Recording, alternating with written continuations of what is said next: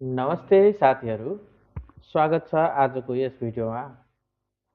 हिजो हामीले कसरी VMware सेटअप गर्ने भन्ने हेरेका थियौँ। आशा छ हजुरहरूले भिडियोलाई फलो गरेर हजुरहरूले पनि VMware सेटअप गर्नुभयो होला। गर्न छुटाउनु भएको छ भने माथि दिएको आई बटनमा यो भिडियो छ, हेर्नुहोला र सेटअप गर्नुहोला। अब हामी आज कसरी VMwareमा डिफ्रेन्ट ओएसहरू हाल्छौँ। आजलाई हामी विन्डोज सर्भर 2019 कसरी हाल्ने भन्ने हेर्दैछौँ। ओपन गरौँ VMware वर्कस्टेसन। ठिक छ, ओपन भयो। क्रिएट न्यू भर्चुअल मेसिन छ, यहाँ क्लिक गरौँ। Okay,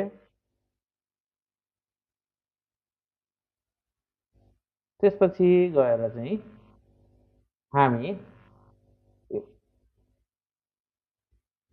I will install the operating system later भनेको छ, यहाँ क्लिक गरौँ। नेक्स्ट, त्यसपछि हाम्रो ओएस चुज गरौँ, हामीले कुन हाल्न लागेको त्यो चुज गरौँ। अहिलेलाई चाहिँ म विन्डोज सर्भर 2019 चुज गर्छु। त्यसपछि यो कहाँ सेटअप गर्ने भन्ने कुरा हो। यो चाहिँ यहाँ यो दुईटा पुरानो हो, म यसलाई डिलिट गरिदिन्छु, नयाँ बनाउँछु।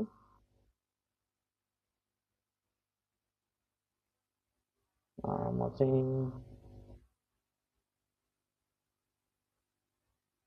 चाहिँ दिस पीसीको यी भित्र गरौँ न त। दिस पीसीको यी भित्र एउटा फोल्डर बनाइदिउँ, विन्डोज सर्भर 2019 भनेर बनाइदिन्छु। ओके, चुज गरेर त्यहाँभित्र सेभ गरिदिन्छु। म नाममा 3 आयो किनभने मैले पहिला पनि दुईचोटि सेटअप गरेको आएको, त्यसलाई मैले हटाइदिएँ। नेक्स्ट गरौँ।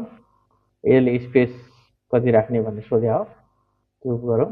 कस्टमाइज हार्डवेयरमा गएर चाहिँ हाम्रो चाहिँ कहाँ छ त, हाम्रो यो हार्डवेयरहरू एकचोटि फेरि के कति छ त त्यो हामी हेर्न सक्छौँ। हेर्नुहोस्, ऱ्याम हाम्रो 2GB छ, प्रोसेसर 2 कोर छ। त्यसपछि सिडी डिभिडीको भयो। आइएसओ इमेज हाम्रो कहाँ छ त, यहाँ गएर हामी चुज गरौँ। हाम्रो आइएसओ इमेज भनेको चाहिँ कहाँ छ त भन्दाखेरि चाहिँ यहाँ सफ्टवेयर ब्याकअपभित्रको विन्डोज सर्भर 2019 भित्र छ, यसलाई मैले लोकेट गरिदिएँ। त्यसपछि कनेक्ट एट पावर अन, ठिक छ, कनेक्ट पावर अन हुँदाखेरि कनेक्ट हुने हो। अरू केही गर्नु पर्दैन खासै, यति गरेर ओके क्लोज गरिदिउँ। त्यसपछि यसलाई फिनिस गरौँ। हेर्नुहोस् त, हाम्रो विन्डोज सर्भर क्रिएट भएको छ। यसलाई प्ले गरेर हेरौँ।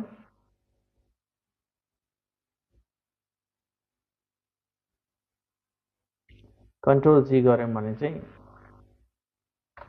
हामी अब VMware भित्र पस्यौँ।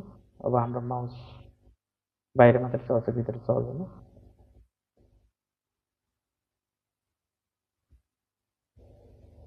कन्ट्रोल अल्ट गऱ्यो भने फेरि ब्याक आउन सकिन्छ।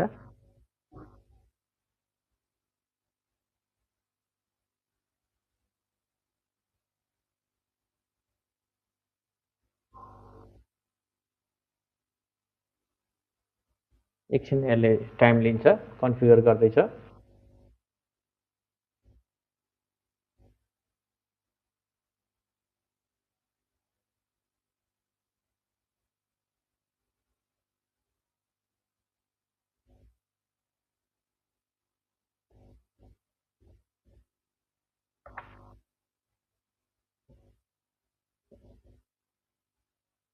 ठिक छ, हामी इन्टर गरौँ, केही गर्नु पर्दैन।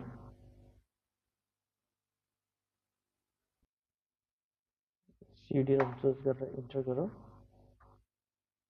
क्लिक गरौँ अनि इन्टर गरौँ। Press any key to boot from CD ROM भन्यो यसले।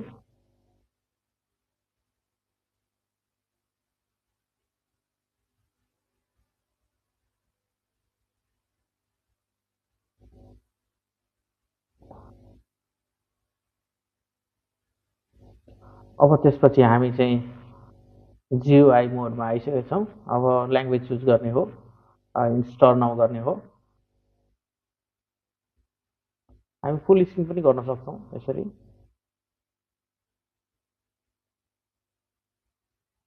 त्यसपछि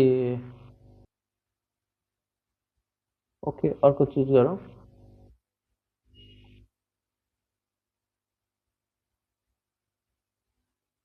आई एक्सेप्ट।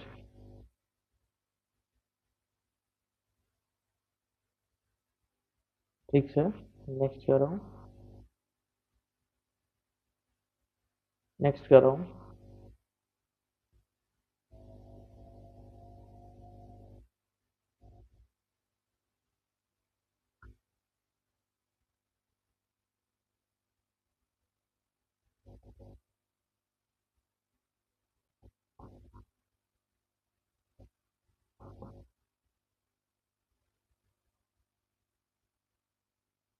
यसले अलिकति समय लाग्छ अब किनभने पुरै विन्डोज सेटअप गर्दैछ।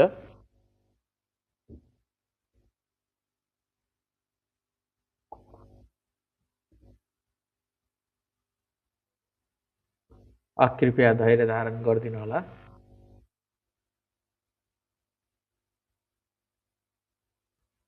हजुरहरूले अलिकति फास्ट मोडमा पनि हेर्न सक्नुहुन्छ, अथवा म पनि यो भिडियो चाहिँ अलिकति फास्ट मोडमा राख्नेछु, स्पिड बढाएर।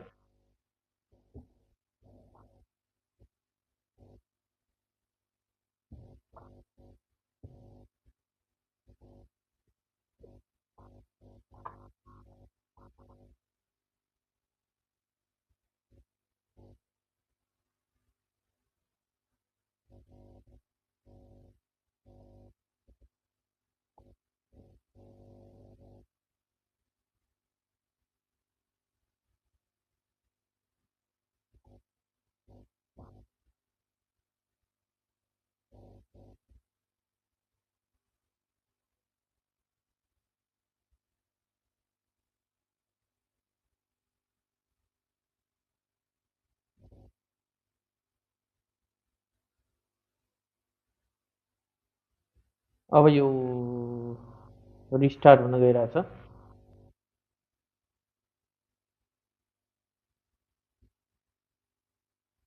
विन्डोज सर्भर सेटअप क्रममा एक दुईपल्ट रिस्टार्ट हुन्छ, हजुरहरूलाई थाहा भएको कुरा हो, किनभने डिफ्रेन्ट फिचरहरू, युजर प्रोफाइलहरू सेटअप गर्नुपर्ने हुन्छ।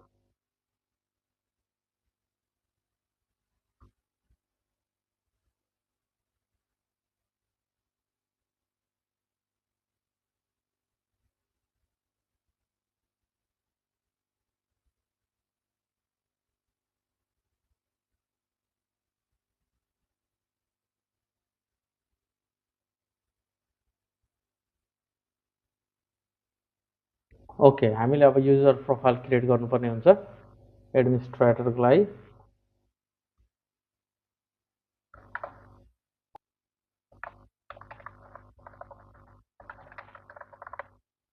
विन्डोज सर्भर सेटअप भएर तयार भएको छ। Press control alt delete to unlock. Okay, ल हेर्नुहोस्।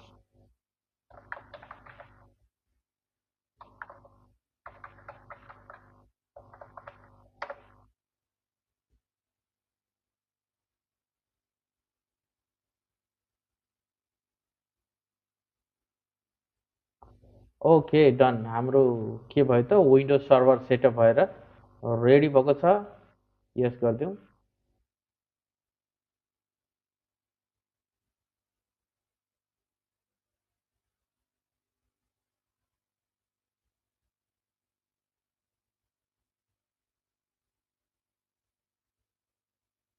आशा छ हजुरहरूलाई यो भिडियो मन पर्यो होला। आजको भिडियोमा हामीले चाहिँ विन्डोज सर्भर VMwareमा कसरी सेटअप गर्ने भन्ने बारेमा हेऱ्यौँ। अब यसको विन्डोज सर्भरका थप फिचरहरू पनि के कसरी सेटअप गर्ने भन्ने बारेमा नेक्स्ट भिडियोहरू हेर्नेछौँ। र हजुरहरूलाई कुनै जिज्ञासा भएमा अथवा कुनै अर्को विषयवस्तुमा भिडियो बनाइदिनु भए जस्तो लाग्छ भने मलाई पक्कै पनि कमेन्ट गरेर जानकारी गराउन सक्नुहुनेछ र म त्यस विषयवस्तुमा जानेको कुरा सेयर गर्ने कोसिस गर्नेछु। हस्त आजलाई यति नै। शुभ दिन। धन्यवाद।